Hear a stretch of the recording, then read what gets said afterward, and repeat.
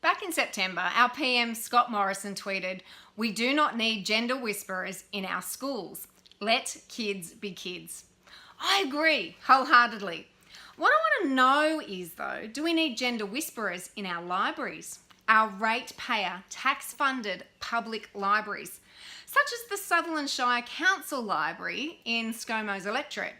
We found this book, Who Are You? The Kid's Guide to Gender Identity in 30 taxpayer-funded public libraries around the country. Who Are You is written for and promoted to kids aged 3 years plus. And it certainly contains some pretty images, but the content is, well, let's say it's not whispering, but shouting when it comes to radical gender ideology.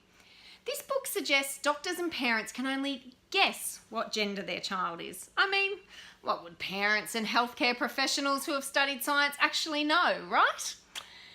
This book is aimed at infants level children and it's only concerned with feelings, and it is very light on facts.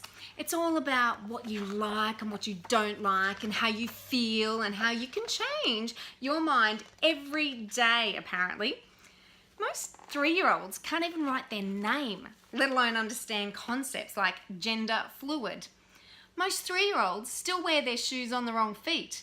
They make a mess when they feed themselves and have barely been potty trained.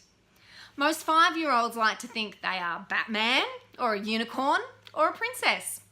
They can't decide what flavour ice cream they like. They can't be reasonable about bedtimes. They can't vote, drive or drink alcohol. Yet here is this book suggesting they work out whether they're cis, genderqueer, neutrois, two-spirit, bi-gender. It's all here. Heck, I don't even think most adults even know what those words mean. These are ridiculous concepts for 3-year-olds, 5-year-olds, 7-year-olds, anyone. None of these categories have any scientific basis. They are confusing. They overlap. It is an attempt to define feelings, not explain reality.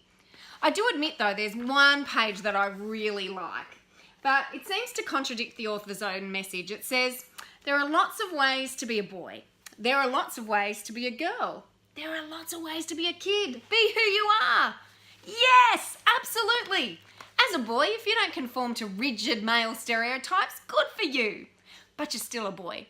And if you're a girl who doesn't conform to rigid female stereotypes, bravo girl, that's awesome. But you know what? You are still a girl. As for the last phrase, exactly right. Be who you are, not what some radical gender activist is trying to impose on you. I agree with the PM. Let kids be kids. Stop trying to make them conform to outdated, irrelevant stereotypes. Let kids enjoy all sports, toys, clothing, colours, whatever. Just back off and let them be kids with wild imaginations and creative playtimes.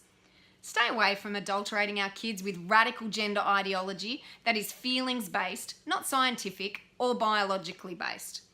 These kinds of books don't need to be promoted to impressionable little minds in our public libraries. So please sign our petition and let's take some action. Authorised by Kirralie Smith, Gender Awareness Australia, Melbourne, Victoria.